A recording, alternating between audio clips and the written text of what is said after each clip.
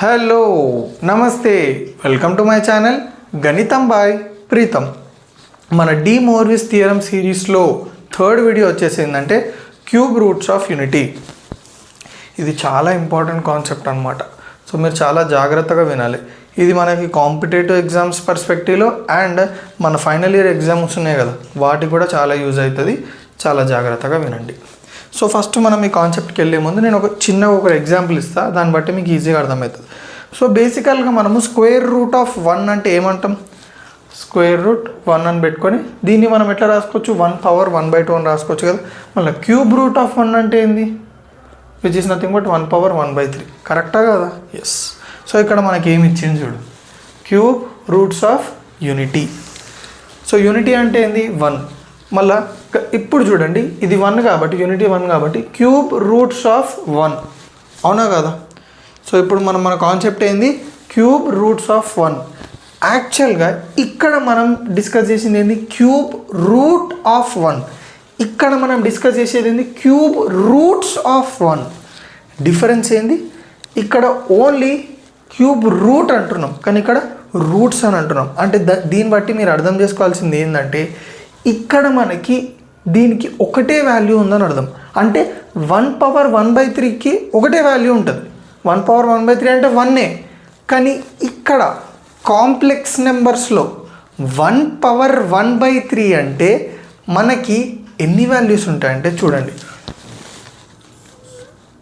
దీన్ని కనుక్కోమంటుంది కదా, దీన్నే మనము 1 పవర్ 1/3 అనొచ్చు కదా. యాక్చువల్గా 1 పవర్ 1/3 అంటే మనకి 1ఏ రావాలి.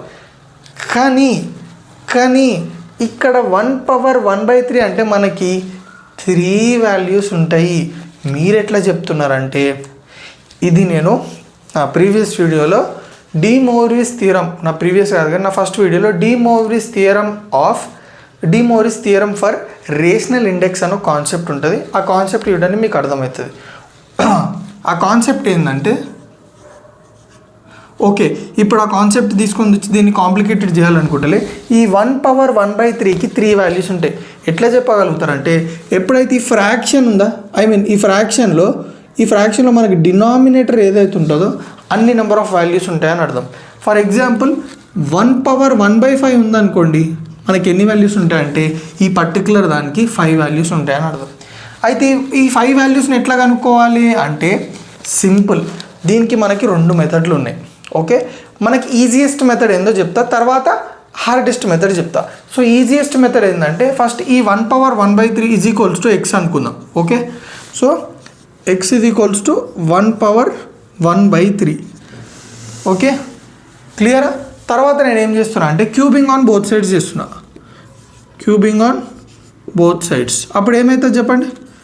X cube is equals to 1 power 1/3 whole cube. కరెక్టా కదా?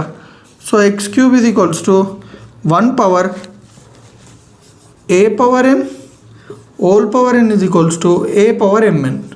So 1 power 1/3 whole power 3 is nothing but 1 power 1/3 into 3 cancel. So X cube is equals to 1. ఈ 1 ఇటు తీసుకొని వస్తే X cube minus 1 is equals to 0. So నేను ఈ 1 power 1/3ని X అనుకున్నా. తర్వాత దీన్ని అంతా సాల్వ్ చేస్తే మనకి ఏమొచ్చింది? X cube minus 1 is equals to 0. ఇప్పుడు ఈ X cube minus 1 is equals to 0 అనే ఈక్వేషన్ని సాల్వ్ చేసినామంటే మనకి ఈ 1 పవర్ 1/3కి ఎన్ని వాల్యూస్ ఉన్నాయో కనుక్కోవచ్చు. ఎన్ని వాల్యూస్ ఉన్నాయంటే 3 వాల్యూస్ ఉంటాయి. ఆ 3 వాల్యూస్ ఏందో కనుక్కుందాం. సో జాగ్రత్తగా చూడండి, x cube minus 1 is equals to 0నా, దీన్ని నేను ఎట్లా రాసుకుంటున్నానో చూడండి. X cube minus 1 cube is equals to 0 అని రాసుకుంటున్నాను. జాగ్రత్తగా చూడండి, ఇక్కడ నేను ఒక ఫార్ములా రాసిన. A cube minus b cube is equals to a minus b into A square plus a b plus be square. అంటే ఇది చూడండి, a cube minus b cube ఫార్ములానే ఉంది కదా. జాగ్రత్తగా చూడండి, x cube minus 1 cube is equals to చూడండి, a ప్లస్లో ఏముంది? ఎక్స్. బీ ప్లస్లో 1. చూడండి ఇప్పుడు ఎక్స్ మైనస్ 1 ఇంటూ ఏ స్క్వేర్ అంటే ఎక్స్ స్క్వేర్ ప్లస్ ఏబీ అంటే X into 1 X plus be square అంటే బీ స్క్వేర్ అంటే ఎంత? 1. సో ఎక్స్ క్యూబ్ మైనస్ 1 క్యూబ్ని నేను X minus 1 into X square plus X plus 1 అని రాసుకోవచ్చు.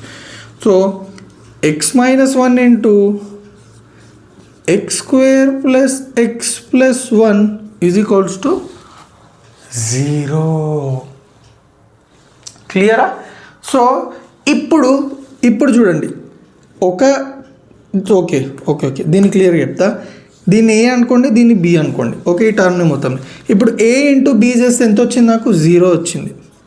సో ఒక 2 టర్మ్స్ని నేను మల్టిప్లై చేస్తే 0 వచ్చిందంటే దాని అర్థమైంది ఐదర్ ఏ అన్న 0 ఉండాలి లేదా బి అన్న 0 ఉండాలి, లేకపోతే మనకు ఆన్సర్ 0 రాదు. చెక్ చేసుకోండి.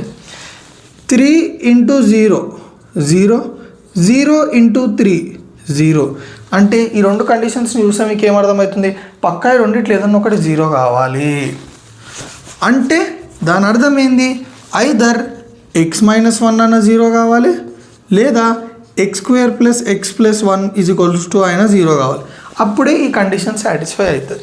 ఇది మనం ఫ్యాక్టరైజేషన్లో చాలా చూస్తాం. ఓకే, మీకు కొంచెం దాని డెప్త్ చెప్పిన. సో దీన్ని 0 వేసుకుంటే ఏమొస్తుంది? x is equals to 1. అంటే మనకి ఒక వాల్యూ వాల్యూ వచ్చేసింది. ఒక వాల్యూ ఎంత మనకి? ఒక వాల్యూ 1. సో 1/1/3 ఒక వాల్యూ వచ్చేసింది. ఏంది? 1. కామా పెట్టుకోండి, అట్లనే పెట్టుకోండి. నెక్స్ట్ ఇప్పుడు దీంట్లో మనకి 2 వాల్యూస్ ఉంటాయి అన్నమాట. ఈ 2 వాల్యూస్ని ఎట్లా సాల్వ్ చేస్తాము? ఇది క్వాడ్రాటిక్ ఈక్వేషన్. దీన్ని మనం ఎట్లా సాల్వ్ చేయొచ్చు? 2 మెథడ్స్. ఫ్యాక్టరైజేషన్ అనే చేయొచ్చు, ఫార్ములా అన్న పెట్టచ్చు.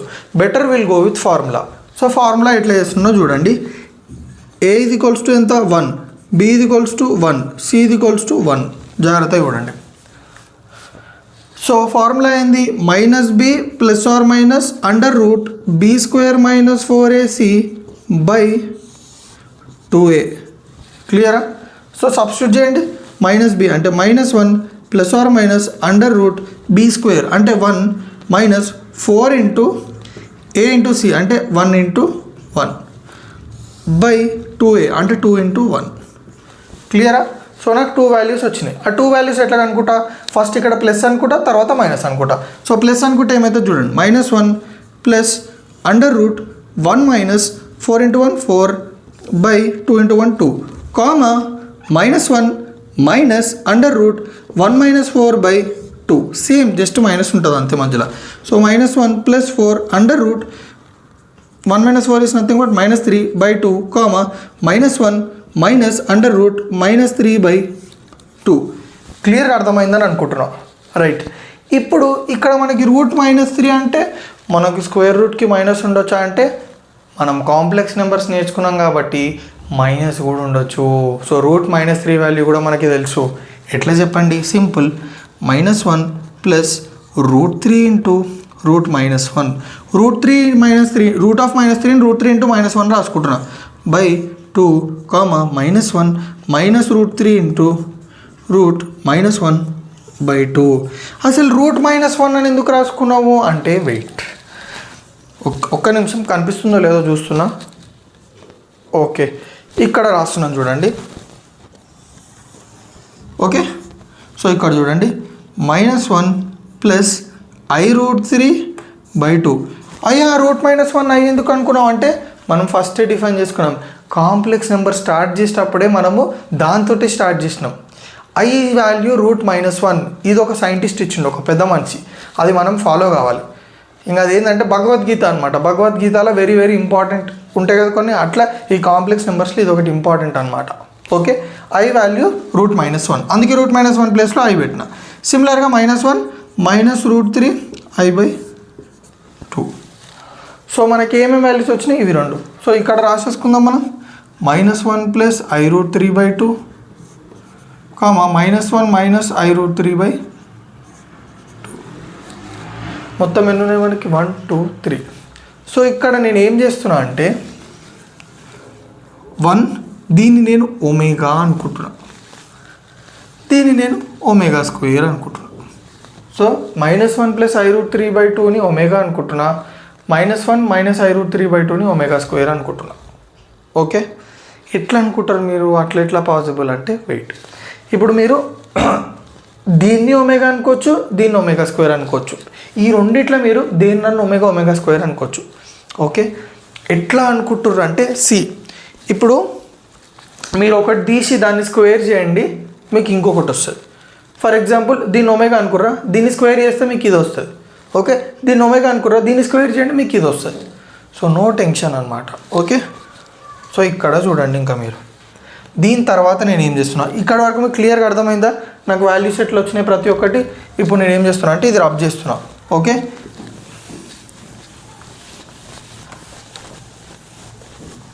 ఓకే, ఇది రబ్ చేసిన తర్వాత మనం ఏం చేస్తాం చెప్పండి, ఈ ప్రాపర్టీస్ కనుక్కుందాం అనమాట. ఈ క్యూబ్ రూట్స్ ఆఫ్ యూనిటీకి కొన్ని ప్రాపర్టీస్ ఉంటాయి. సో నేను ఏం చేస్తున్నా 1 plus omega plus omega square చేస్తున్నా.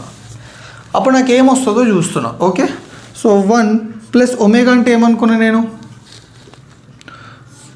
-1 ప్లస్ i√3/2 అనుకున్నా. ఓకే, నెక్స్ట్ ఒమేగా స్క్వేర్ ఏమనుకున్నా -1 మైనస్ i√3/2 యాడ్ చేయండి. ఎల్సిఎం తీసుకోండి, రెండింటికి ఉంది కాబట్టి దీనికి కూడా 2 plus into minus. So -1 plus into plus i√3 -1 minus i√3/2. Okay, plus i√3 minus i√3 2 -1 అంటే -2/2 which is nothing but 0/2 which is nothing but 0.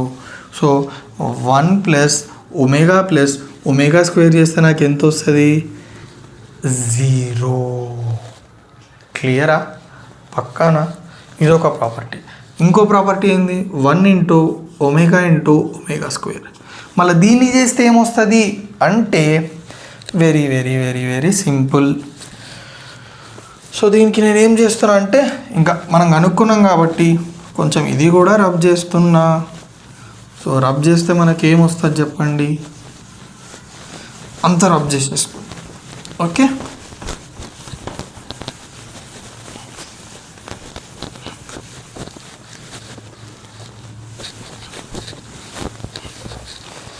So 1 into omega ఏమనుకున్నాం -1 plus i√3/2 into -1 minus i√3/2. Okay, so 1 into చూడండి 2 into 2 ఎంత 4, కింద రాసేసుకోండి.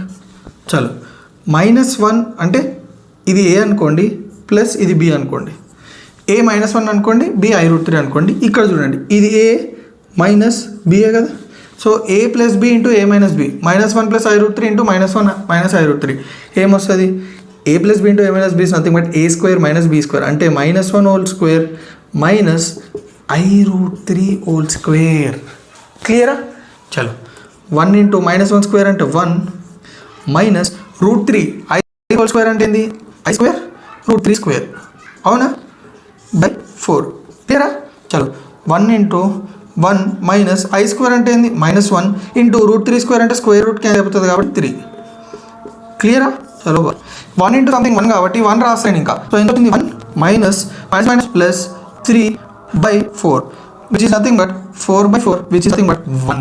So 1 into omega square is nothing but 1 and omega into omega square ఎంత, 1 into omega square అంటే ఎంత omega cube. So omega cube value ఎంత మనకి 1. క్లియర్గా అర్థమైందా, పక్కానా? So 1 plus omega square is equals to 0, 1 into omega square is equals to